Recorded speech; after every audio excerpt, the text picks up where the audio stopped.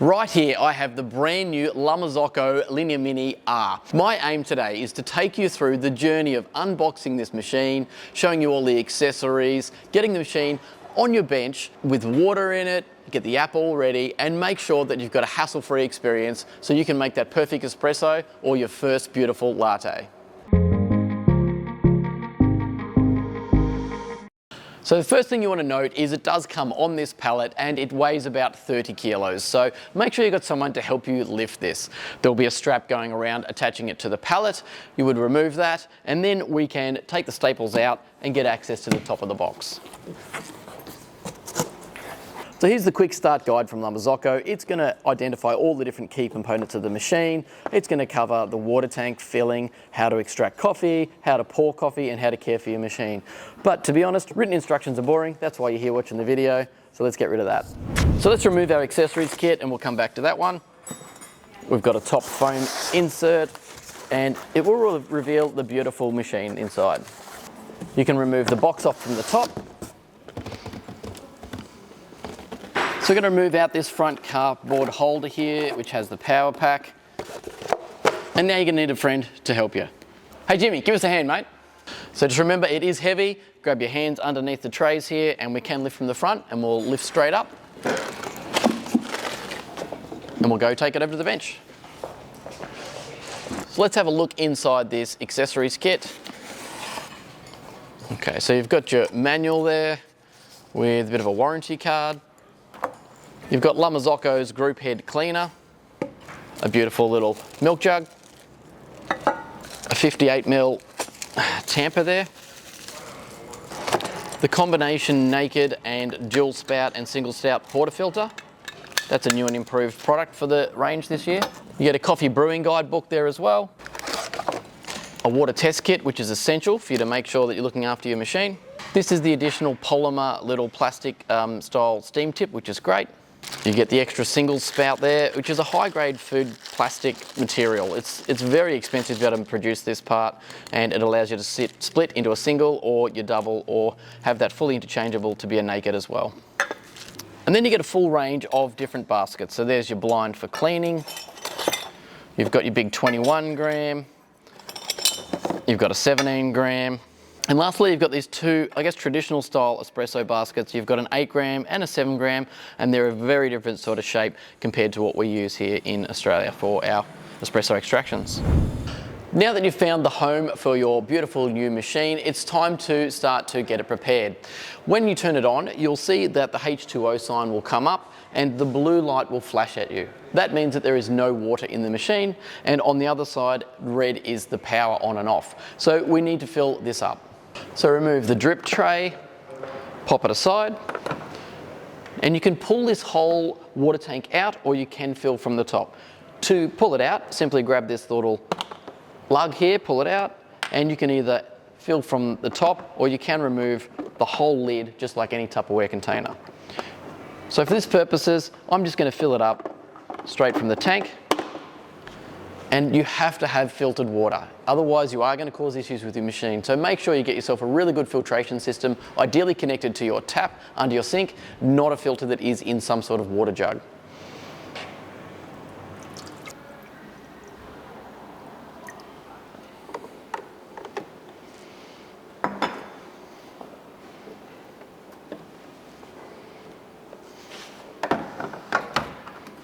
Now that you've put it back together, you'll notice that the blue light has stopped flashing, which means the machine knows there's water there. The H2O sign will disappear from the top, and on the right-hand side here, the on and off switch will be red. It'll flash because that's heating up the boilers so you can get ready to brew.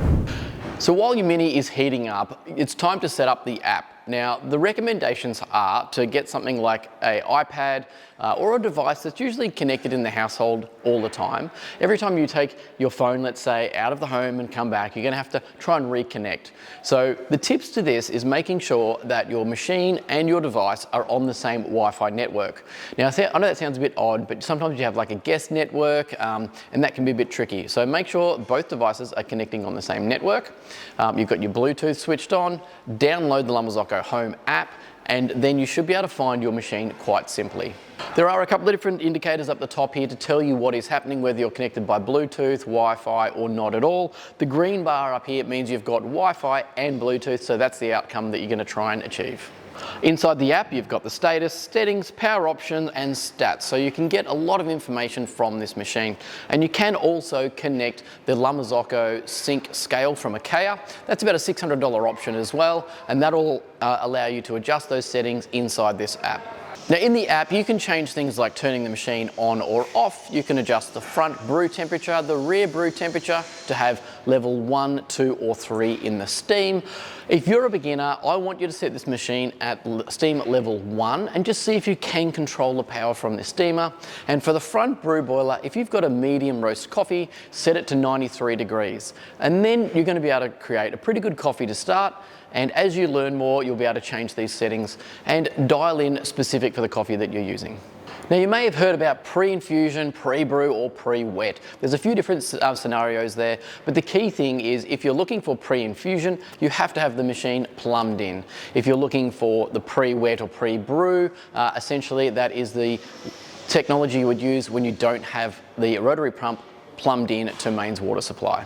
Now again, there are a lot more settings that you can play with. You can adjust the pump pressure or the time essentially that this is going to brew. You do that manually by turning on or off the water.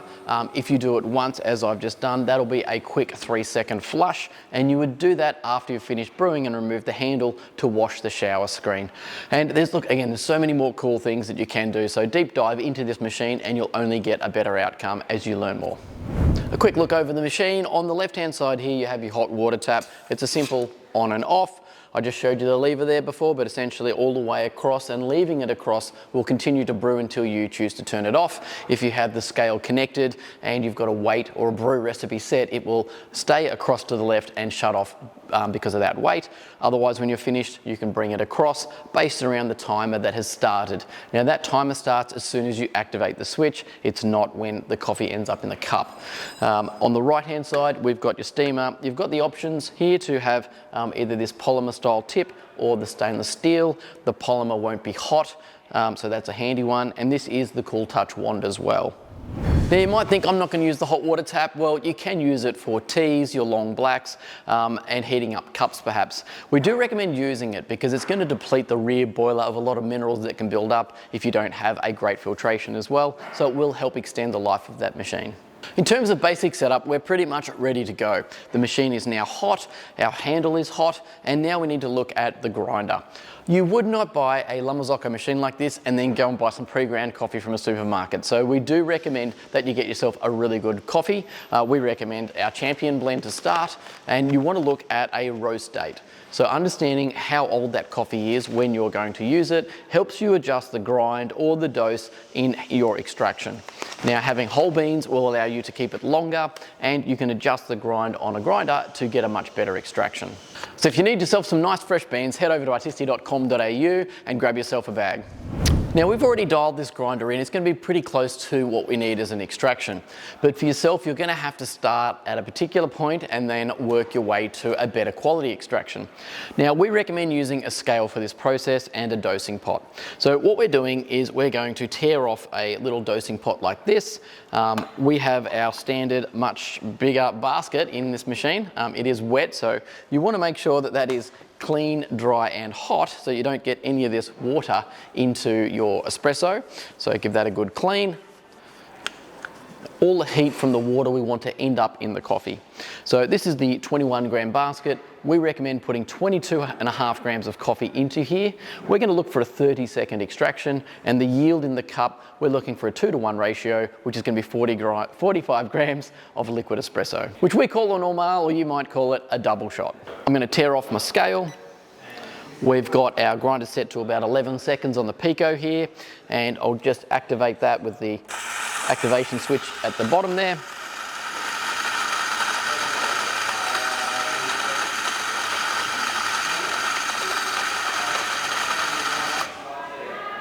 So I've ended up with 21.9 grams. Now, don't worry about trying to set up your buttons on your grinder just yet. We want to make sure we get the right amount of dose first, and we can go back and preset these buttons for the time that we need later. So I need another 0.5 of a gram. I can just quickly start and stop that. And I've got my end weight, which is awesome. So now I have 22.5 grams of fine ground coffee in my dosing pot. I'm going to pop my portafilter handle on top, invert it, give it a little bit of a swirl or a forward and backwards, and we want to get it as level as we possibly can. The key to coffee is making sure that this is level and we give it a good tamp. There is so much you can do in here to help this coffee bed by using some tools like a WDT, an NCD, or playing with it. But if you're just starting out, just give it a level with your finger. Make sure you fill in all of the gaps around the outside. You can give it a little tap just to move over the coffee if you need to. And getting it flat and level before we tamp is the key here. You'll note the dosing pots don't come in the pack, so you can get them at artisti.com.au, maybe with a scale as well to help you out. Whether you're using the single or the double portafilter spout or as a naked, either way, when you bring this down onto the bench, we want to use this stainless steel rest here. So we don't want to put it on the spouts because you'll pick up some grind, or you can even dislodge this. So pop it down on the bench, keeping it nice, flat and level. We're going to shake hands with our tamper, and we're going to use our finger and our thumb and have them sit on top, so that when we tamp, we can turn and make sure that we're feeling it's nice and level inside the basket. If you lift your elbow up and stand sideways, press down firmly just till it stops. You don't have to go crazy because we want the grind to do the job, not the pressure. So just firm till it stops, and use that thumb and finger as you rotate to make sure it's flat and level. We're not going to hit that again. We're not going to get rid of the grinds here because we are a little bit lower in the dose. So the water comes in, grabs all those grinds and makes its way through the coffee bed and ready to brew. We're going to lock in our handle here, the left-hand side, just firm till it stops, and then a little bit more. We don't want to keep jamming on it. We want that seal in here to stay nice and malleable or flexible. If it does start to get firm, you might need a new seal. So maybe get the machine in for a service. I'm going to bring over my scale. I'm going to pop it underneath the machine. We're going to grab our favourite cup and we're going to tear off. So now we're ready to brew. I want to get 45 grams of liquid in here, and we're aiming for 30 seconds. So I'm going to activate my brew lever now. Now the goal for me is if it starts to drip at about 6 seconds, we're pretty good for an extraction that we'd like. And that's what's happened. We're looking at the weight now, and I'm going to stop this at 45 grams. So I'm going to stop just a little bit ahead. I went a little bit over there, and we got 18 seconds. And I actually ended up at 52 grams. You can see there was a lot of a runoff on the end of there. Now, you will probably find this is going to be your first extraction. So what we need to do now is we need to start to slow the extraction down to get more brew time.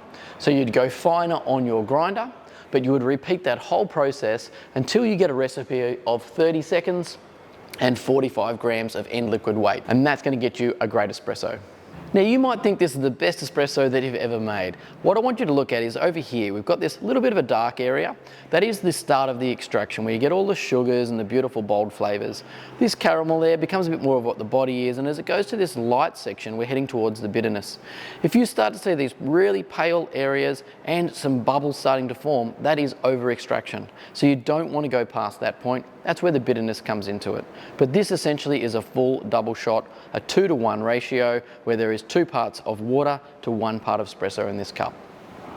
We're going to get our favorite milk, almond, alternative, whatever you may have, and we're going to fill just below the spout. We're not going to be perfect the first time, so let's just try and get a good outcome. Having cold milk is certainly better, so you know, if you've got that UHT alternative milk, pop it in the fridge first and make sure you give it a good shake and you'll get a much better product. We're going to have to steam first because every machine, as it cools, the steam will turn into water. So there'll be a good amount of water in here. We're going to give it a purge to get that water out. We don't want that water to go into the milk. Getting yourself a little cloth like this, maybe even a Chuck's cloth, wetting it is a great place to start. Wrap it around the top, pop it into the drip tray and give it a really good purge. We don't want our hand underneath because you will basically be burning your hand with the steam. Now to get you in the right position, if you've got the steamer in line with this point on a 45-degree angle, we've got our jug, we're going to pop in, keeping our jug flat and level. we're going to use the tip of the jug and locate it into the steam arm, and we're going to just move off to the side so that the tip is just under the liquid and off into the right-hand third of the jug. We're going to turn it on full power. The liquid's going to start to spin in a vortex. I'm only going to lower it down till I get that constant little hiss. So once I turn it on, I'm going to put my hand on to steady the jug and just move it a little bit till we get to that point. The hiss is what's giving us the foam. The volume in the milk jug's going to rise, and essentially you'll start to get the right amount for a flat white latte or a cappuccino. So maybe 2 seconds of this hissing noise for a flat white. You're probably looking for about 4 seconds for a latte, and probably 6, 7 with a cappuccino. Once you've got that foam, you have to lift the jug back up and keep that vortex going so that foam folds all the way back through the milk, and that's how you get the silky milk. So let's give it a go. We've got that spinning, no hiss. I'm going to lower it down. Get that hiss starting to rise up. The jug's getting warm, which is 40 degrees. You don't want to get a hiss after that. So I'm just going to lift the jug back up, keep it spinning till it's getting too hot to touch. 1, 2, 3, and I'm going to turn it off. You'll see that that jug stayed level all the time. It's definitely an easier process. You don't have to get too challenged by moving a jug around. If it's coming up out over the top, you've got it in the wrong position and your vortex isn't spinning flat. We need to wipe our steam wand, give it a squirt to get rid of the milk, and we want to rest our milk. So just let it sit for a second. While that's resting, I'll just show you this flush, because we want to take out our handle, have a look at our bed of coffee, see if there's any holes in there, but we do want to flush the group head. And the Mini does have this 3-second rinse, so if I bring it back, it will go off nice and quick. Our milk now is ready to use, so I'm going to tap that milk, I'm going to give it a swirl, and you'll see that because the foam has risen to the top of the jug, the bubbles have tapped out, and I've got this beautiful, silky, glossy milk. We're going to swirl our espresso, we're going to swirl our milk. I'm going to pour in after tilting the cup to the deepest section, get into the cup, go around twice, come back to the middle and go low, and that's where you can start to pour your little pattern. If you're tricky, you can come out and go back again. You lift up, push away from you, and you will end up with a beautiful little pattern. So there you go, coffee that simple. I know I did make it look pretty easy, but it does take a little bit of practice to get there. I do urge you to try and stick with the same beans for a little bit while you're learning to understand the coffee, how well it ages, and the different type of extractions you've got. So a lot of the offers that La Marzocco do, they do give you a bit of a subscription with coffee, and I think that's a fantastic way to learn how to make coffee before you start to go play with lots of different beans, because you'll only have different outcomes and you might not be happy with the results. In terms of the milk, you know, it does take a little bit of practice, but less is more. So get ready to steady that milk jug, keep it nice and firm, flat and level, and a smaller movement, and you'll get a much better result. If you move it quicker or faster, you're going to get big foam, and you'll never be able to pour out a nice pattern. And the key to a quick pattern there is getting in and getting a canvas. So get around there quickly where that foam can get into the espresso, it can rise up, and then you've basically got this beautiful texture of sweet, silky milk and foam and the espresso together that you can start to pour some great patterns from. And I hope that's helped you get your La Marzocco Mini R up to speed really quickly and enjoy your first coffee. In this scenario, I'd go back, go finer, and achieve that better recipe as well. Now, there's a lot more videos that we do have on our Artisti YouTube channel, so go and check them out. There is so much around different grinders, how to do a proper recipe that we talked about, how to look after and care for your machine, all about brew recipes, how to froth milk, how to pour latte art. It's all there, so I go and check it out, and I'm sure it's going to help you make a better cup of coffee. So thanks very much for watching. We appreciate it. If you haven't yet, please do like and subscribe to the channel. Perhaps share this with someone that has just got one of these machines. They might even get a lot of tips out of it as well. We'll catch you next time. Cheers.